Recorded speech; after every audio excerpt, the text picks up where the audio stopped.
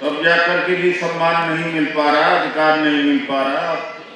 आधा घंटा में 20 मिनट में आपका कौन सा इंडस्ट्री खत्म हो जाएगी, घर पहुंचने में देरी हो जाएगी।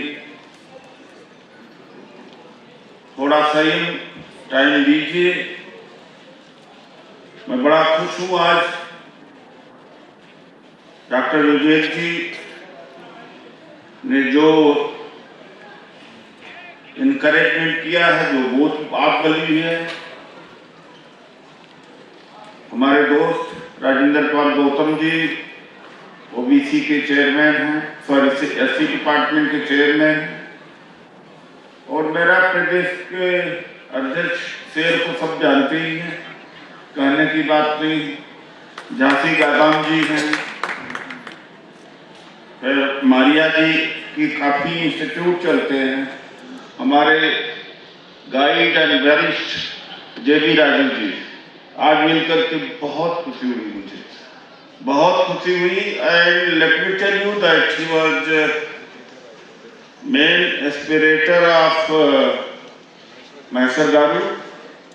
इनके मेन इंस्पिरेशन में थे हमारे सहयोगी नवाज शरीफ इब्राहिम जी और Kaushal Sameer ji. At the dais and everything मैं टाइम नहीं लेना चाहता हूँ, और मुझे तो बोलने का मौका ही आज कम मिल रहा है, क्योंकि आज तेलंगाना की ये चौथाई सरकार यहाँ आ गई थी। 2 मिनिस्टर आए, स्टेट प्रेसिडेंट आए, 2 MLC आए, और सारे एमिनेंट लोग आए। फ्रेंड्स, जैसे मैं पहले फर्स्ट हाफ में बोला, जो हमारा एम्प्लॉइज है, ऑफिसर्स है, they have got a lot benefit, बहुत लिया है कॉन्स्टिट्यूशन का, हमारे स्ट्रगल का, बाबा साहब की स्ट्रगल का, सभी की स्ट्रगल का। JP स्वामी जी हमारे बीच नहीं है, और लोगों ने कंट्रीब्यूट किया। जब 580 रिजर्वेशन ऑर्डर इशू हुआ था, पूरे देश के अंदर हाहाकार। Mister JB Raju knows it, and most of the employees were being reverted. Promotions were blocked.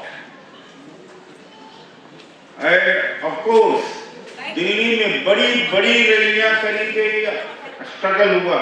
81st, 82nd and 85th amendment अगर भारत में हुआ, और किसी एक ऑर्गेनाइजेशन ने प्रमुख भूमिका अदा करी, इंडियन कॉन्स्टिट्यूशन को 3 बार अमेंड करने का है, वो यही ऑर्गेनाइजेशन है आपकी लोग।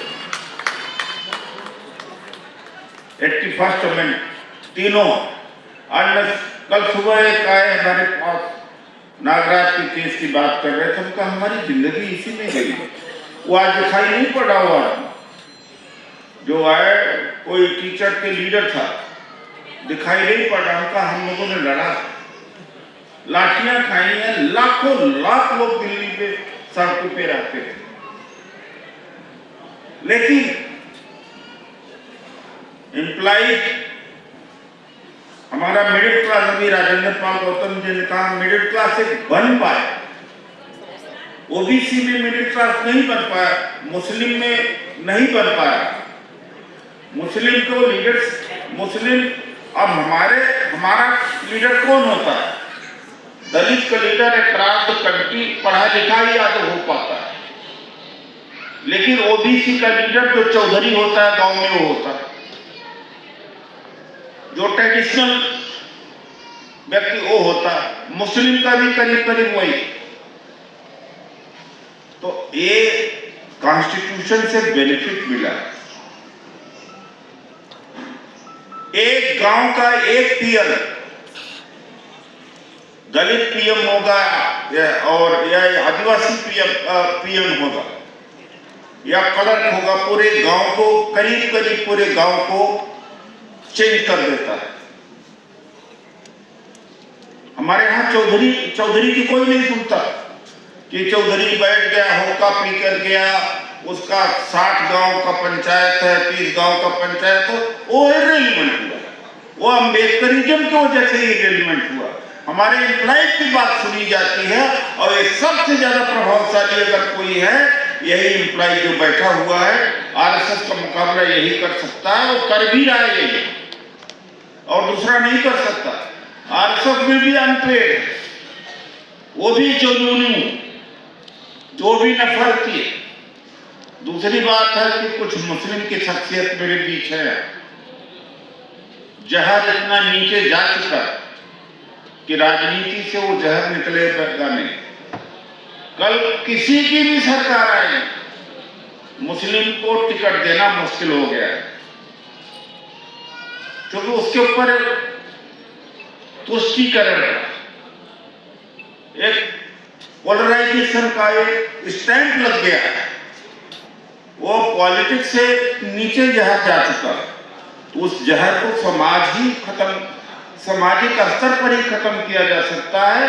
इसीलिए दलित, ओबीसी, माइनॉरिटी, आदिवासी चारों को मिला करके एक यह सामाजिक संगठन है कि चारों गैर राजनीतिक होकर के, क्योंकि राजनीति में आगे झगड़ा हो जाएगा, कोई बीआरएस का है, कोई टीआरएस का है, कोई कहीं का है। इसलिए सबसे पहले हम लोग आपस के अंदर का नफरत खत्म करें, दूरी खत्म करें, मनवाद अपने आप खत्म हो जाएगा, वो अपने आप कमजोर हो जाएगा। यह इसकी